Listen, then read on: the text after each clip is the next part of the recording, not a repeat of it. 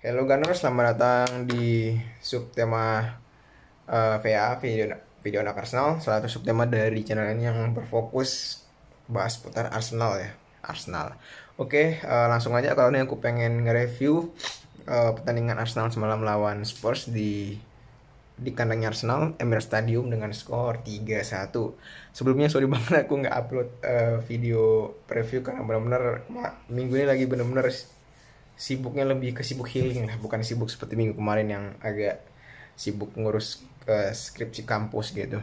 Dan kesimpulan dari match ini adalah awalnya aku kira ini bakal menjadi sebuah derby yang panas karena Arsenal bakal pengen balas dendam dan Spurs pengen mempertahankan kebanggaannya kemarin menang dari Arsenal di Lily White Stadium. Ternyata bukanlah derby yang panas-panas amat. Kenapa aku bilang begitu? Mari kita bahas. Oke, langsung dari babak pertama dulu. Dari babak pertama, jujur ini Spurs cukup menegangkan di mungkin 10-20 menit awal pertama lah, pas set piece-nya siapa itu aku lupa, sempat digolkan dari apa itu?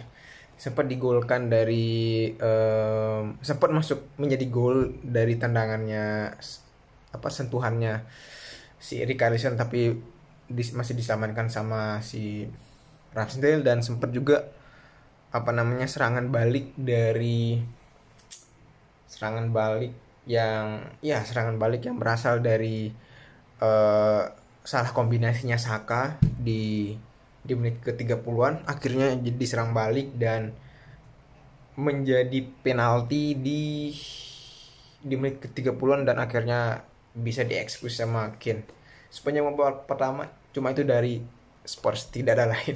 Maksudnya Spurs benar-benar kurang kelihatan di obok-obok. Nah, beda sama Arsenal yang benar-benar tampil menekan, tampil memakan kombinasi ciamik indah dan keren gitu di kotak penalti Spurs, dan akhirnya lewat sepakan dari lini kedua ya, maksudnya kayak sepakan dari luar kotak penalti tapi masih di dekat kotak penaltinya Spurs.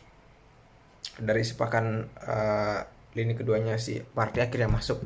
Di sini aku ngeliat kalau Arteta kayaknya ada sedikit perubahan strategi, di mana taktik ya, khususnya di mana dia uh, memainkan lini kedua gitu, memanfaatkan beberapa pemain yang suka melakukan itu seperti Martinelli, Saka ya, bukan Zaka, sama si Partey gitu.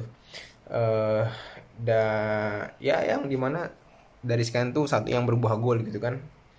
Kayaknya sih ini buat mengantisipasi jika Spursnya Conte bakal bermain parkir bis gitu. Dan itu aja dari babak pertama, dan langsung ke babak kedua. Oh ya, kayak kalau formasi sebelumnya memainkan formasi andalnya Arsenal di awal musim ya, yang dimana 4-2-3-1 dengan back kirinya itu Zinchenko, syukurnya balik main, duet Gabriel Saliba sama White ya, pengennya si Tomiyasu yang main ya next ke depannya gitu. Terus kemudian ada apa sih namanya tuh, duet Partizaka. Walaupun itu sebenarnya lebih ke 4-3-3 sih, cuma di formasi itu kayak 4-2-3-1 gitu. Itu juga trio gelandang serang Saka, Odegaard sama Martinelli, dan ujung tombaknya Gabriel. Dari Spurs andalannya mereka 3-4-3 ya, cuman posisinya Kulusevski di sayap kanan itu tidak digantikan sama Richarlison gitu. Iya, digantikan sama Richarlison. Dan posisinya David Sanchez di back itu digantikan sama si siapa namanya itu, si backnya Barca, si Langley. Kurang lebih seperti itu, sama aja gitu.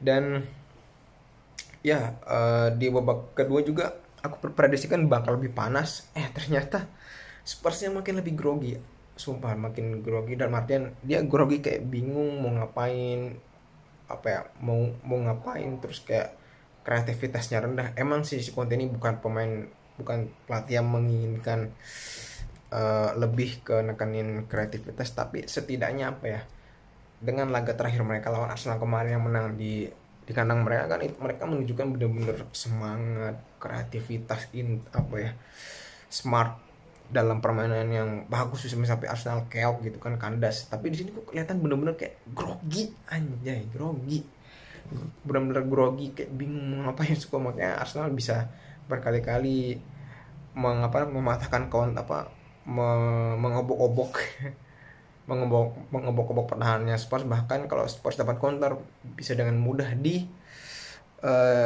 dipatahkan sama Arsenal dengan di si duetnya si Gabriel sama si Saliba, dengan sesekali antara Ben White atau si Partey yang menambah trio pertahanan kalau misalkan lagi di counter gitu. So sedikit bahas tentang golnya Gabriel ya di babak kedua, itu kan dari bola reboundnya Saka ya.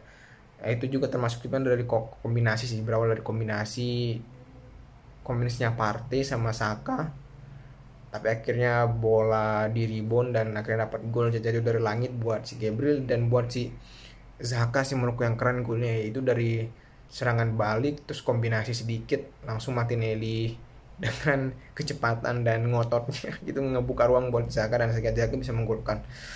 Bener-bener ya two best lah buat nih dua orang ya, Saka sama Gapsus gitu.